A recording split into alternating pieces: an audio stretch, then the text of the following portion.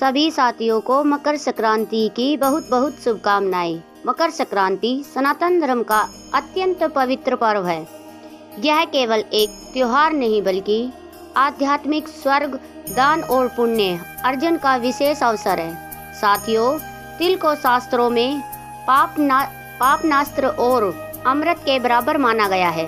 तिल दान करने से पितृ दोष शांत होते हैं और दरिद्रता, दुर्भाग्य सब दूर होते हैं। शास्त्रों में वर्णन है कि जो मकर संक्रांति की कथा श्रद्धा से सुनता है उसमें बताए गए दोषों से मुक्ति और धर्मराज और सूर्यदेव की कृपा प्राप्त होती है। जीवन में पापों का प्रायश्चित होता है। प्रिय साथियों, कथा को अंत तक सुने। ये कहानी है एक गांव की जो गंगा की निर्मल धारा के किनारे बसा था। वहाँ की हवा में पेंटिंग की घंटियों का स्वर और धूप की गहराई की सुगंध मिली हुई थी। गांव का नाम था कनकधारा और यहाँ के लोग अपने सरल जीवन, आस्था और सनातन धर्म की गहराइयों से पहचाने जाते थे। इसी कनकधारा में निवास करती थी एक माँ यशोदा। यशोदा का जीवन और उसका जीवन तो एक अधूरी कविता सा था। विधवा ने अपने भाग्य में दुख और त्याग ही लिखा था।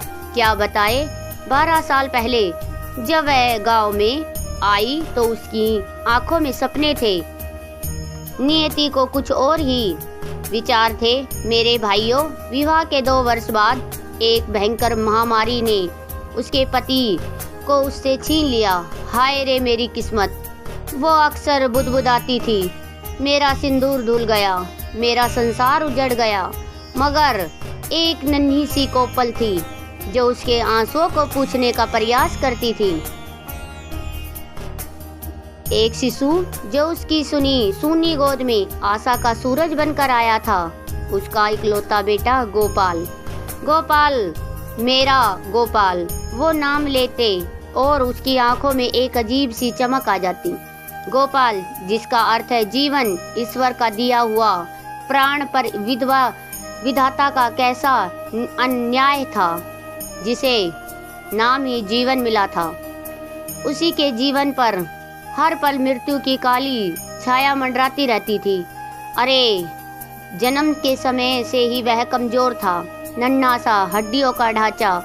मात्र गांव के वेद कहते, बहन यशोदा, यह बालक अधिक दिन का मेहमान नहीं है। इसके प्राण तो जैसे धागे में अटके हैं। यह शब्द नहीं थे। यशोदा के सीने पर गर्म लोहे के दाग थे। एक एक शब्द उसके हृदय को छल्ली कर देता था। नहीं हो सकता। वो चीख उठी, उसके कलेजे के टुकड़े को सीने से लगा लेती। मेरा गोपाल जिएगा, मेरा गोपाल जरूर जिएगा। यशोदा की आंखों में रात भर नींद नहीं आती। वो बस अपने गोपाल को निहारती रहती। कभी उसका माथा सहलाती, कभी उसके छोटे छोटे हाथों को अपने हाथों में भर लेती। उसकी हर सांस के साथ यशोदा का दिल धड़कता। अगर गोपाल जरा सा खांस लेता तो यशोदा का कलेजा मुंह में आ जाता। क्या हुआ मेरे बच्चे को, क्या हुआ? वो पागलों सी हो जाती। उसने कितने मंदिरों की सीढ़ियां घिसी, कितनी मन्नतें मांगी। हर देवी देवता के चरणों में उसने अपना सर अर्पित कर दिया था। उसका जीवन बस एक ही प्रार्थना कर रहा था, हे ईश्वर, मेरे बेटे को बचा ले, मेरे प्राण ले ले, पर मेरे गोपाल को जीवन दान दे दे।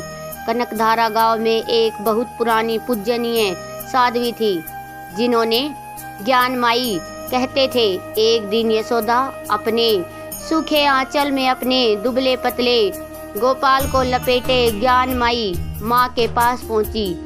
उसकी आंखें लाल सूजी हुई थी, शरीर थका हुआ, पर मन में एक अग्नि जल रही थी, अपने बच्चे को बचाने की अग्नि। ज्ञान माता माँ यशोदा की आवाज कांप रही थी, मेरे प्राण सूख रहे हैं। वेद ने जवाब दे दिया है, मेरा गोपाल।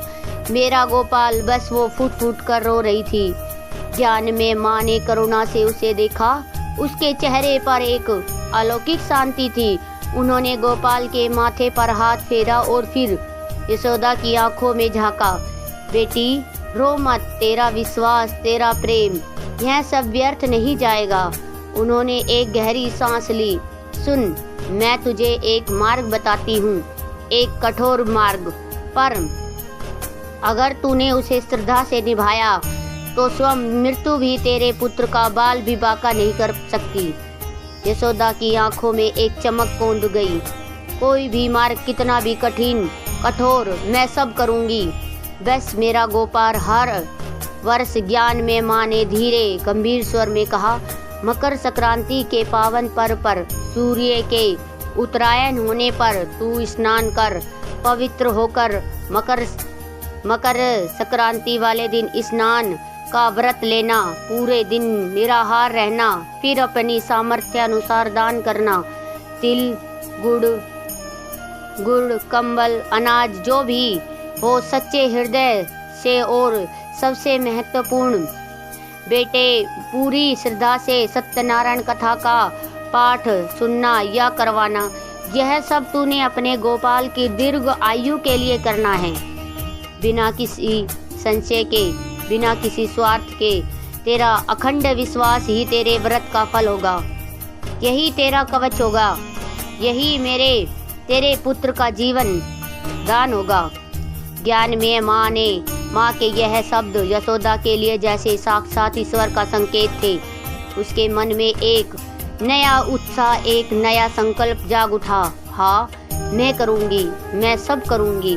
उसके मन प्रतिज्ञा कर ली, मन ही मन उसने प्रतिज्ञा कर ली। और तब से हर वर्ष जब पौष मास का कठोर शीत अपनी चरम सीमा पर होता और सूर्य उदय अपनी दिशा बदलने को होते, यानी मकर संक्रांति का पावन दिन आता, यशोदा का व्रत शुरू हो जाता। अरे तुम क्या जानो, सुबह सुबह जब पूरा गांव ठिठुर रहा होता, अंधेरे में लिपटा होता, यशोदा उठ जाती, कनक धारा की बर्फीली नदी में डुबकी लगाती, श्री गंगाए नमः की जय। उसके होठ कांपते, पर उसकी आत्मा में एक अग्नि जलती। वो पवित्र होकर आते और अपने छोटे से घर के आंगन में लीप पोत कर स्वच्छ करके। उसके पास धन दौलत कहाँ थी, पति के जाने के बाद जो थोड़ी बहुत जमीन थी उसी से गुजारा चलता, पर दान तो उसे करना ही था। वो एक एक तिल का संग्रह करती, कभी अपने साड़ियों में से एक पुरानी साड़ी निकाल कर देती, कभी पड़ोसियों से थोड़ा सा गुड़ मांग कर लाती।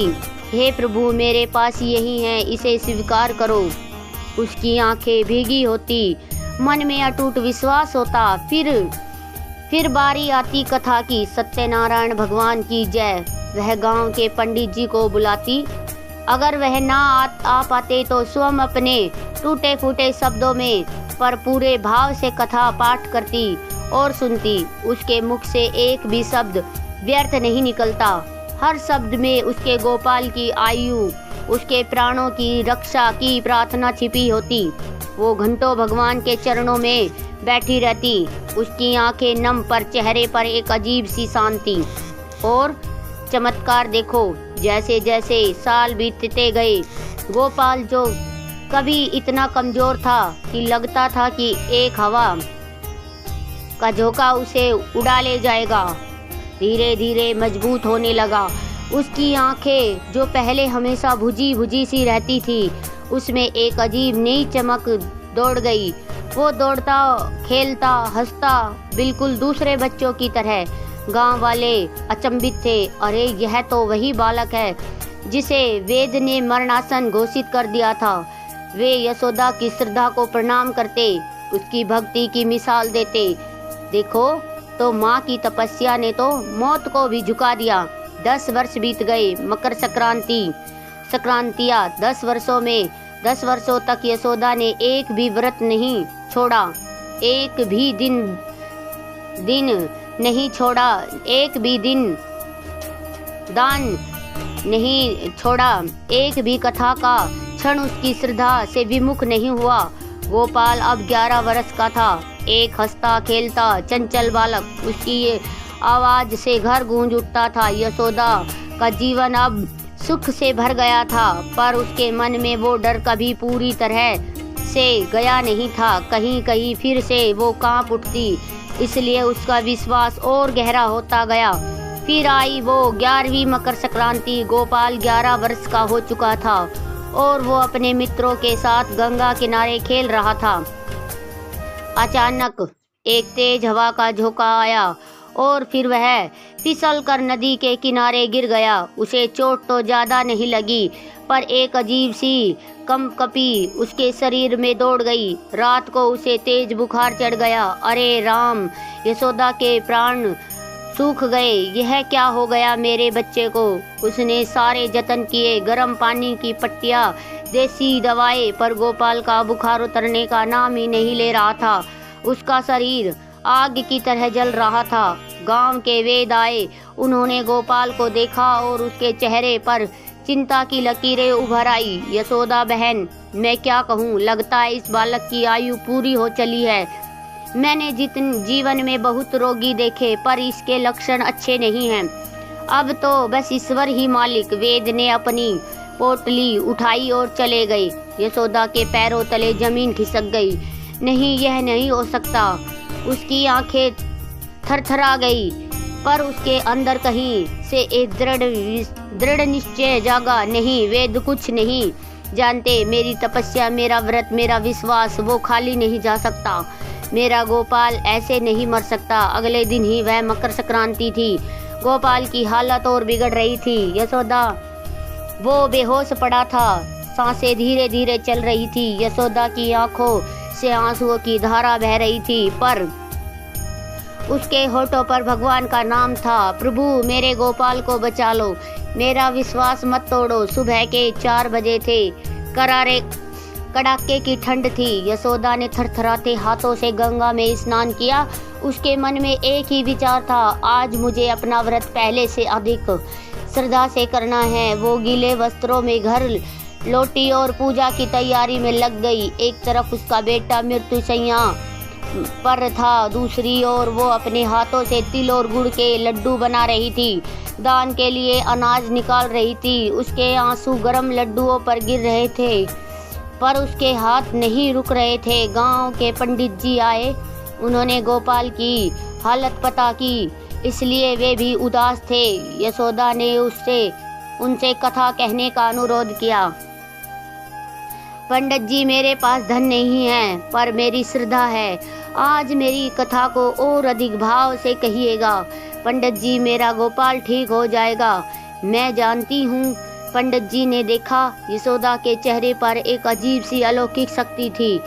वो रो रही थी, पर उसकी आंखों में कोई भय नहीं था, सिर्फ अटूट विश्वास था। पंडित जी ने सत्यनारायण कथा का पाठ शुरू किया। बोलिए श्री सत्यनारायण भगवान की जय। और इधर जब यशोदा कथा सुन रही थी, उधर एक और घटना घट रही थी। मेरे भाइयों, एक ऐसी घटना जो इतिहास में विरले ही घटती हो। गोपाल, जो अपने बिस्तर पर जीवन और मृत्यु के बीच झूल रहा था, उसकी सांसें बहुत धीमी हो गई थी। उसकी आत्मा धीरे धीरे शरीर छोड़ने की तैयारी में थी। उसी पल कनकधारा गांव के ऊपर आकाश में एक अजीब सा परिवर्तन हुआ। हवा में अचानक एक भयंकर ठंडक खुल गई, जैसे स्वयं काल आ गए हो। गांव के कुछ वृद्ध, जिनकी आध्यात्मिक आंखें खुली थी, वे कांप उठे। देखो रे देखो, यह कैसा काला अंधेरा छा रहा है। वो भयभीत थे। और फिर अचानक 2 भयंकर आकृतियां आकाश में धरती पर उतरी। वे थी स्वयं धर्मराज, यम के दूत, भयानक काले। उनकी आंखें अंगारों सी धधक रही थी। उनके हाथ में पास था जो प्राणों को खींचने के लिए बना था। हर हर महादेव। उनके कदम जमीन पर पड़ते ही एक कंपन सा हुआ। वे सीधे गोपाल के घर की ओर बढ़े। उनके लिए यह एक सामान्य कार्य था। हजारों लाखों प्राणों को उन्होंने हर दिन उनके नियत समय पर हर लिया था। वे धर्मराज के आदेश का पालन करने आए थे। गोपाल की आयु आज समाप्त हो चुकी थी। वे गोपाल के बिस्तर के पास पहुँचे। गोपाल का नन्हा सा शरीर बेजान पड़ा था। उसकी आंखें अध खुली थी और उसमें एक अजीब सी चमक थी।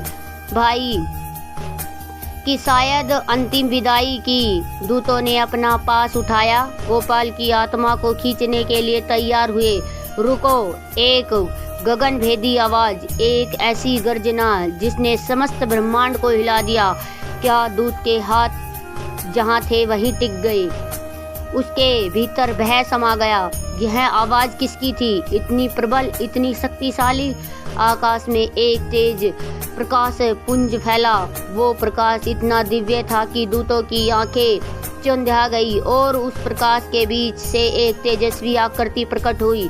उसके सिर पर स्वर्ण मुकुट, हाथों में दंड और नेत्रों में त्रिभुवन का न्याय। अरे वो तो स्वयं धर्मराज थे। जय धर्मराज प्रभु की। दूतों ने सिर झुका लिया। प्रभु, दूतों ने कांपते हुए कहा, हमने आपका ही आदेश पालन करने के लिए आए थे। इस बालक गोपाल की आयु आज पूर्ण हो चुकी है। नियति के विधान अनुसार हमें इसके प्राण हरने हैं। धर्मराज की आंखों में एक अजीब सा भाव था, न्याय का, पर उसके करुणा का अंश भी था। उन्होंने अपने दूतों को देखा, फिर अपनी दृष्टि गोपाल पर डाली और फिर उनकी दृष्टि उस घर के आंगन में बैठी यशोदा पर पड़ी, जो कथा सुन रही थी, जिसके मुख पर आंसू और श्रद्धा का अद्भुत संगम था। दूतों, धर्मराज की आवाज में एक गंभीरता थी जो उसके न्याय सिंहासन से भी ज्यादा प्रभावशाली थी।